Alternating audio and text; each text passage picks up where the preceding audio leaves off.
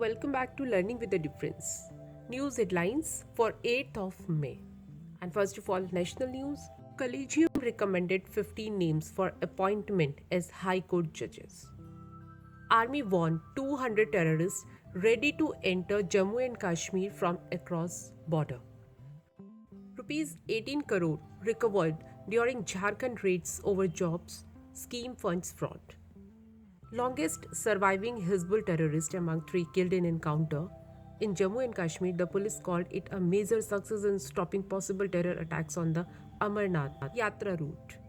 Gangster Vikas Lagarpuria, alleged mastermind of 30 crore Gurgaon heist, arrested in Dubai.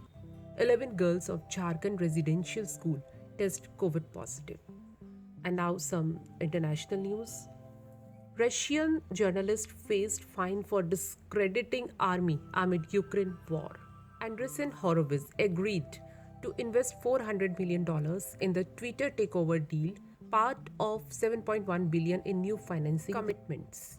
Over 97% of Afghans affected by food shortages, says UN. The Guinness World Records has named a Great Dane from Texas as the world's tallest dog. Sri Lanka's anti-government protest brings schools, businesses to a halt. Russia will not use nuclear weapons in Ukraine, Foreign Ministry spokesperson Alexei Zaitsev said on Friday. Pacific Island on Google Maps keeps appearing and disappearing. That has left scientists completely confused. And now some sports news. Asian Games 2022 postponed as China battles its largest COVID outbreak.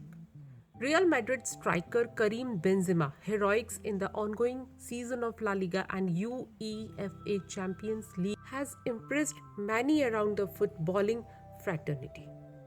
Arsenal manager Mikel Arteta has signed a new 3-year contract that will keep him at the Emirates until 2025. And now let's have a look on weather.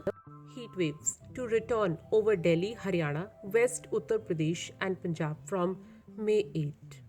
Capital Delhi, IMD had predicted partly clouded sky in the capital with the maximum temperature likely to settle at 39 degrees Celsius. No heat wave conditions have been predicted for the next 3 days. And that's all in news. Thank you to all of you.